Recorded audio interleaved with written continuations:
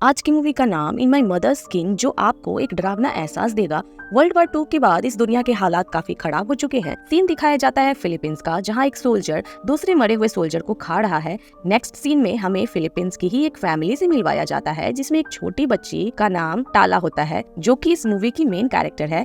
Family में टाला के मॉम, डैड और उसका एक भाई है की वजह से हालात इनके भी इतने ही खराब है। खाने को खास इनके पास कुछ नहीं है। इस वक्त इनके घर पर एक जापानी आदमी आता है, जिसका मानना है कि टाला डैड ने जापानी आर्मी का गोल्ड चुराया है। जो इल्जाम इसके डैड पे होता है वो इसे इनकार कर देते हैं। तो उसी में ये आदमी इन्हें धमकी देकर जाता है कि तुम्हारे पास सिर्फ 2 दिन का वक्त है। अगर तुमने गोल्ड वापस ना किया या उसके बारे में ना बताया तो मैं तुम्हारा बहुत बुरा हश्र करूंगा। वो आदमी तो धमकी देकर जा चुका था, पर टाला के डैड उसी को मारने की प्लानिंग में लग गए थे, क्योंकि वो अपनी फैमिली को बचाना चाहते थे। इस आदमी को मारने की अपने डैड की प्लानिंग टाला भी सुन लेती है, जिसको रिलैक्स करने के लिए उसके डैड कहते हैं, परेशान मत होना, मैं जंगल के रास्ते से जा रहा हूँ, किसी को मेरा पता नहीं चलेगा और मैं जल्द ही वापस आ जाऊंगा। और इस सब के बाद काफी दिन गुजर जाते हैं। टाला के डैड अभी तक वापस लौटकर नहीं आए थे। टाला की मॉम की भी तबीयत अचानक से खराब हो चुकी थी। उनकी मेड उन्हें उठाकर उनके रूम में बेड पे लेटाती है और इस सब की परेशानी में टाला के मुंह से यह निकल जाता है कि शायद डैड मर गए होंगे, जो सुनकर उसकी बीमार माँ उसे बहुत डांटती है और टाला बेचारी उदास होकर अपने रूम में आ जाती है। और आखिर वो यह फैसला करते हुए उठ जाती है कि वह अपने डैड को खुद जंगल में ढूंढने जाएगी, जिस काम में उसका भाई भी उसका साथ देने का फैसला करता है। और ये लोग घर से बाहर जाते हुए अपने डैड की गन को भी अपने साथ रख लेते हैं। ये लोग जंगल में पहुंच चुके थे, जहाँ टाला को एक झोपड़ी नजर आती है। झोपड़ी के अंदर जाने पर उसे प्लेट में रखी एक कैंडी मिलती है, जिसे वह जल्दी से उठाकर खा चुकी थी, क्योंकि वह काफी वक्त से भूखी थी। वह अब इसी झोपड़ी में बने एक कमरे के अंदर जाती है। वहाँ एक ग्लास पड़ी होती है, जिसके ऊपर बहुत से कीड़े बैठे हुए थे, जिसे देखकर वो बहुत ज्यादा डर चुकी थी। डर कर टाला वहाँ से बाहर आ चुकी थी। चलते चलते टाला के भाई को दूर से एक अजीब आवाज सुनाई देती है, जबकि सामने टाला को अपने डैड नजर आ गए थे। वो जब पीछे मुड़कर अपने भाई को देखती है तो पीछे से उसका भाई गायब था। टाला का भाई उस आवाज को सुनते हुए जंगल में एक नदी के पास पहुंचा था, जहां बहुत सी लाशें थी। ये लोग जंग में मरे हुए थे। इन्हें देखकर वो बहुत ज्यादा डर जाता है और वापस आ जाता है। और जंगल में टाला अपने भाई को ढूंढते ढूंढते एक चर्च के अंदर गई थी, जहां टाला के सामने वो आ जाते हैं। एक बार वो टाला से कहती है कि तुम्हारे दिल बहुत साफ है, इसी वजह से तुम इस चर्च में आ पाई हो। साथ ही वो टाला को टाला के भाई और डैड के बारे में बताती है। तुम्हारा भाई घर जा चुका है और तुम्हारे डैड भी अभी तक सही सलामत है। जिसके बाद वो टाला से उसकी एक ख्वाहिश पूछती है, ताकि वो उसे पूरा कर सके। पर टाला डर के उसे कोई भी जवाब दिए बगैर अपने घर वापस आ चुकी थी। घर आने पर टाला को टाला की मॉम से बगैर पूछे घर से बाहर जाने की वजह से डांट भी पड़ी थी। वो यहाँ अपनी मॉम को बताती है कि मैं डैड को नहीं ढूंढ पाई और अपने रूम में वापस चली जाती है। उसे दोबारा वही फेरी मिलती है जो जंगल में मिली थी। यहाँ फेरी टाला को अपने बारे में बताते हुए कहती है कि मैं सब जानती हूँ, सब जो यहाँ हो रहा है। मैं ये भी जानती हूँ कि तुम्हारे डैड इस वक्त कहाँ हैं और किस मकसद के लिए तुम्हारे डैड गए हैं। सिर्फ उस जापानी आदमी को मारने के लिए नहीं गए जिन्होंने उन्हें मारने की धमकी दी थी, वो तो बल्कि अपने दुश्मनों से यानी अमेरिका वालों से मदद भी लेने के लिए नहीं गए हैं। तुम्हारे डैड सिर्फ उस जापानी आदमी को मारने के लिए नहीं गए हैं जिन्होंने उन्हें मारने की धमकी दी थी, वो तो बल्कि अपने दुश्मनों से यानी अमेरिका वालों से मदद भी लेने के लिए गए हैं। तुम्हारे डैड एक गद्दार है। मैं ये भी जानती हूँ कि तुम्हारी मॉम भी बीमार है, अगर तुम चाहो तो मैं उन्हें ठीक कर सकती हूँ। ये कहकर वो टाला को एक जार देती है और वहाँ से गायब हो जाती है। अब सुबह होती है।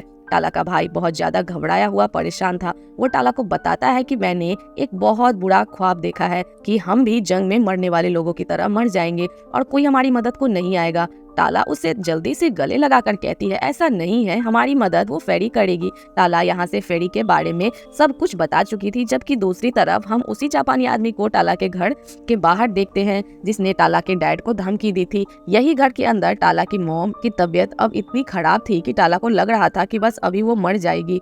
कुछ भी ना समझ आने पर वो फेरी की बात मानते हुए उसका दिया हुआ बाम अपनी मॉम के ऊपर लगा देती है और वो इस औरत के मुंह में चला जाता है, जिससे अचानक उसकी आंख खुल जाती है। वो इस वक्त पर जोर जोर से खांसते हैं। उसकी हालत काफी खराब हो गई थी, लेकिन सुबह होने पर दिखाया जाता है कि वो बिल्कुल नॉर्मल हो गई है, ऐसा जैसे वह कभी बीमार ही ना हो। ये देखकर उसके दोनों बच्चे बहुत खुश थे और अब टाला भी अपनी मॉम को फाइनली फेरी के बारे में सब बता देते हैं। सुनने में यह सब उनके लिए काफी अजीब था, लेकिन जो भी था अच्छा ही था। रात होने पर दोबारा टाला की मॉम की तबीयत बिगड़ चुकी थी। उसकी कमर पर कोई चीज हुई थी, ऐसे जैसे उस फेरी का दिया हुआ बाम की टाला की मॉम की स्किन के ऊपर था। सुबह होने पर टाला देखती है कि उसकी मॉम बहुत ही अजीब तरीके से अपने ही हाथ को काट के खा रही है।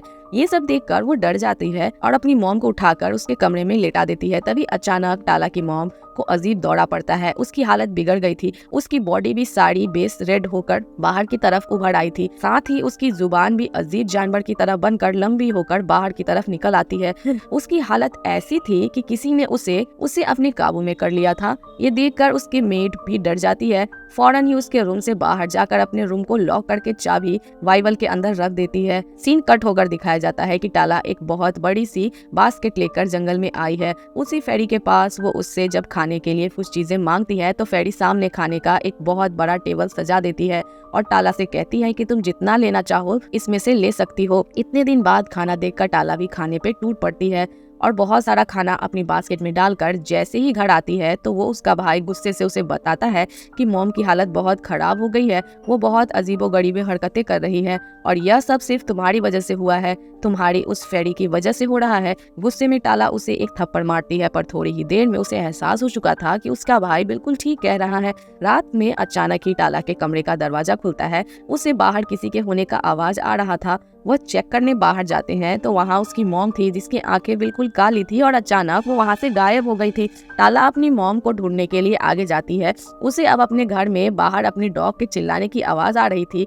जल्दी से बाहर जाकर देखती है तो वहाँ उसकी मॉम उसी के डॉग को खा रही है। इन्हें देखकर टाला समझ चुकी थी कि उसकी मॉम इंसान नहीं रही बल्कि वो जानवर और इंसानों को खाने वाली एक डीम बन चुकी है। डर कर टाला अपने घर का दरवाजा बंद कर देती है और सारा शोर सुनकर टाला का भाई और उसकी मेड भी यहाँ आ चुके थे। वो जब दरवाजा खोलकर बाहर देखते हैं तो उसकी मॉम बेहोश पड़ी थी और साथ ही जख्मी हालत में एक परिंदा भी पड़ा था जिसको उसकी मॉम ने खाने की कोशिश की थी। ये लोग अब अपनी मॉम को उन्हें उनके कमरे में बंद कर देते हैं। ये दोनों बहन भाई उदास बैठे थे। टाला का भाई रो रहा था और टाला उसे कहती है तुम रो नहीं, मैं सब ठीक कर दूंगी। जबकि इनके घर के बाहर हमें वही फेरी दिख रही है जो टाला के मॉम के शिकार किए हुए परिंदे को खा रही थी और इससे हमें मालूम हुआ कि वो भी एक डेमोनिक फेरी है, यानी एक शैतानी फेरी। वो फेरी अब घर के अंदर आ जाती है और यहाँ टाला उसे कहती है कि तुम बहुत बुरी हो, तुम्हारी वजह से यह सब हो रहा है। मैं जानती हूँ। जिस पर वो फेरी कहती है मेरी वजह से कैसे, ये फैसला तो तुम्हारा ही था। मैंने तुम्हारी मॉम को ठीक कर दिया, लेकिन किसी भी ख्वाहिश को पूरा करने के पीछे कुर्बानी तो देनी ही पड़ती है और इस कुर्बानी के बदले मैंने तुम्हारी मॉम को एक डीम यानी शैतान बना दिया। अब वो हमेशा जिंदा तो रहेगी लेकिन एक शैतान बनकर।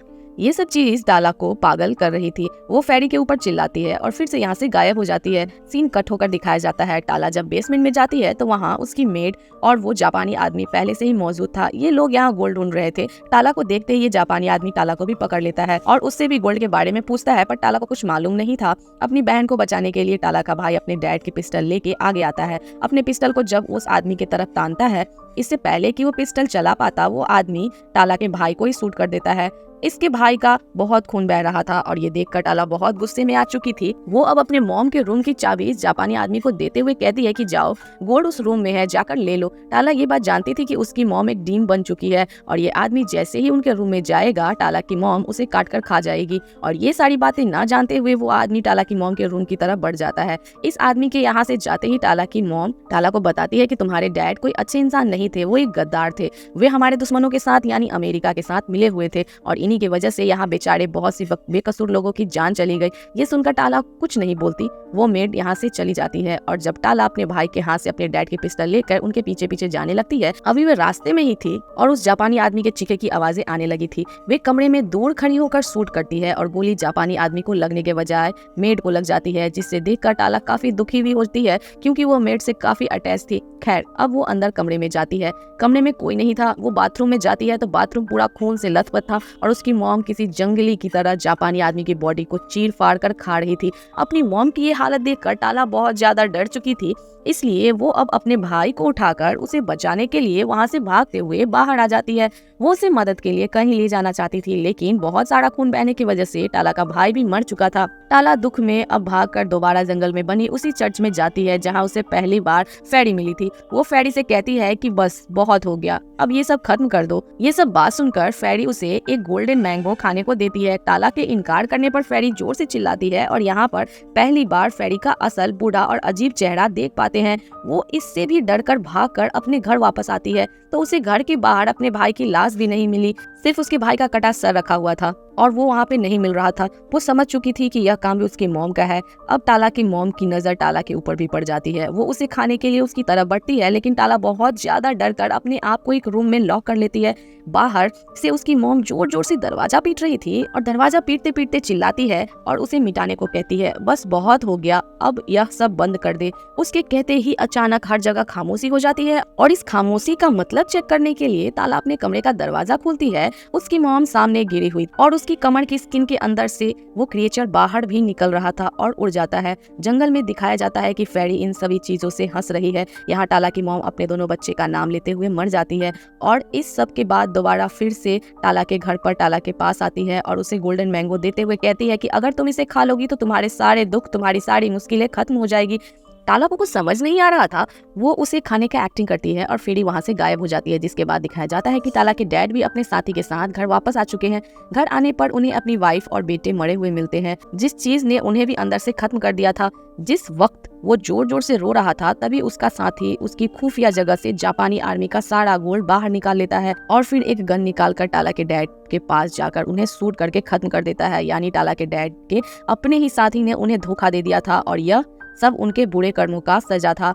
उनके डैड भी मर चुके थे, वो अब कुछ नहीं कर पा रही थी और यह सब इसलिए हुआ था कि उसने फेरी का दिया हुआ गोल्डन मैंगो नहीं खाया। टाला की फैमिली के सभी लोग मर चुके थे सिवाय टाला के। अब सबसे पहले वो इस फेरी को मारना चाहती थी जिसने उसकी फैमिली का ये हाल किया था और फेरी ने असल में सबको मारने के लिए टाला को सिर्फ इसलिए जिंदा छोड़ दिया क्योंकि उसका दिल बिल्कुल साफ था। ये फेरी थी तो एक डेमोनिक फेरी, यानी काम तो ये बुरे और शैतानों वाली करती थी, लेकिन एक बात जो अच्छी थी वो सिर्फ ये कि सिर्फ उसी इंसान को मारती थी जिसके दिल में लालच होती थी या जो इंसान अंदर से बुरा होता था। तो ये कहानी यहीं पर खत्म हो जाती है।